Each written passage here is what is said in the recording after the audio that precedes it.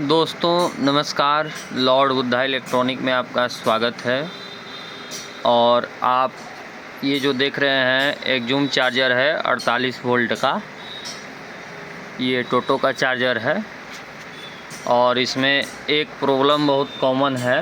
बार बार ये जो मॉसफेट हैं हमारे जो यहाँ पे लगे हुए हैं ये बार बार उड़ जाते हैं और 2 रोज़ 3 रोज़ चलते हैं या लगाते लगाते ही उड़ जाते हैं। तो उसका परमानेंट सॉल्यूशन क्या है और मॉसफेट बार बार क्यों उड़ते हैं, आज हम इस वीडियो में जानेंगे। तो चलिए वीडियो को शुरू करते हैं और वीडियो को पूरा देखिएगा। उम्मीद है पूरा देखने के बाद आप फिर इस फॉल्ट में दोबारा नहीं फंसेंगे। तो सबसे पहले अगर आपके मॉसफेट बार बार उड़ जा रहे हैं तो इन दोनों फ़िल्टर कैपेसिटर को आप चेक करिए, ये कहीं फूले तो नहीं हैं या इनकी वैल्यू लो तो नहीं हो गई है। अगर ये दोनों कैपेसिटर आपके ख़राब हो जाते हैं तो ये मॉसफेट आपके बार बार उड़ेंगे। ये पहला रीज़न हो गया।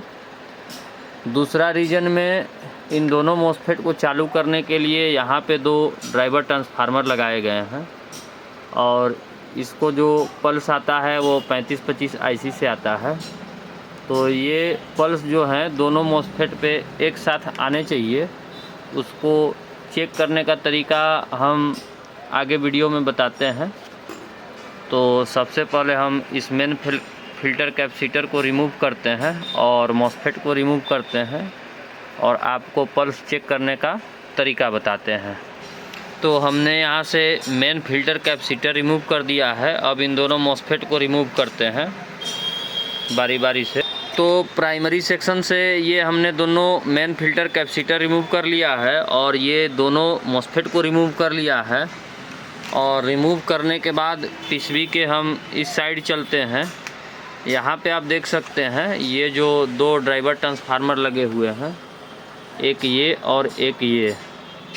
तो इस ड्राइवर ट्रांसफार्मर के थ्रू यहाँ पे पल्सेज आते हैं। तो सबसे पहले हम इन पल्सेज को चेक करेंगे। पल्सेज को चेक करने के लिए हमको यहाँ पे 2 एलईडी लगानी पड़ेगी, गेट और सोर्स पे, पहले वाले के और दूसरे वाले के गेट और सोर्स पे। तो चलिए हम एलईडी लगाते हैं।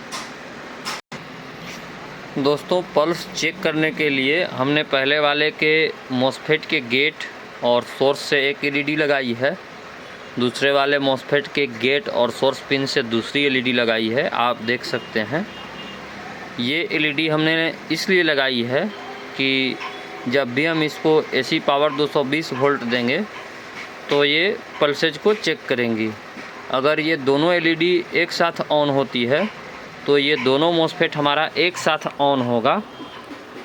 अगर ये दोनों एलईडी एक साथ ऑन नहीं होती है, ये पहले होती है और ये बाद में होती है, ये बाद में होती है या पहले होती है, तो एक मॉसफेट पे हमारा लोड ज़्यादा पड़ेगा जिसकी वजह से हमारे मॉसफेट उड़ सकते हैं। तो इसके लिए दोनों मॉसफेट पे सेम टाइम में पल्स आने चाहिए, एक ही बार में दोनों मॉसफेट पे पल्स आने चाहिए। अगर दोनों मॉसफेट पर सेम टाइम पे पल्स नहीं आएंगे तो भी हमारा मॉसफेट बार बार ख़राब होगा। तो इसको हम लोग चेक करने के लिए एलईडी लगा दिए हैं। चलिए इसको हम 220 वोल्ट देते हैं और आप देखते रहिएगा। तो हमने इसको 220 वोल्ट एसी दे दिया है और आप देख सकते हैं ये दोनों एलईडी एक साथ ऑन हुई है। इसका मतलब कि दोनों ड्राइवर ट्रांसफार्मर जो हमारे पल्स निकाल रहे हैं मॉसफेट के लिए वो एक साथ निकाल रहे हैं और सही तरीके से निकाल रहे हैं। यहाँ पे 2 ड्राइवर ट्रांसफार्मर लगे हुए हैं, ये पहले वाले मॉसफेट को चालू करता है और ये दूसरे वाले मॉसफेट को चालू करता है। इसके पीछे 2-2 ट्रांजिस्टर लगाए गए हैं। अगर आप यहाँ पे देखिएगा तो ये ट्रांजिस्टर 337 और 327 नंबर का लगा हुआ है। ये दोनों के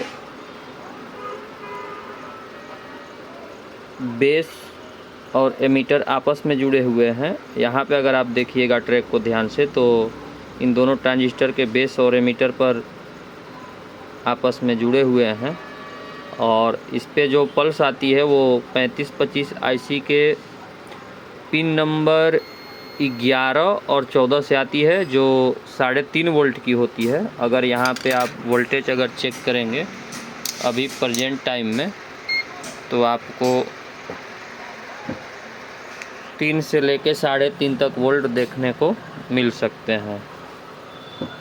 तो एक बार हम इसको दिखाते हैं आपको। ये ऊपर से पहला पिन है 1 2 3 4 5 6 7 8 9 10 11 नंबर पिन पे आप देख सकते हैं ये 3.1 वोल्ट है। ये पहले वाले का पल्स है ड्राइवर ट्रांसफार्मर का। 12 13 14 नंबर पिन पे भी सेम आपको वोल्टेज देखने को मिलने चाहिए। 3.1 आप देख सकते हैं। ये 3525 आईसी की जो पल्स है वो इन दोनों ट्रांसफार्मर को चालू करती है, ड्राइवर वाले छोटे ट्रांसफार्मर को। और 3525 आईसी के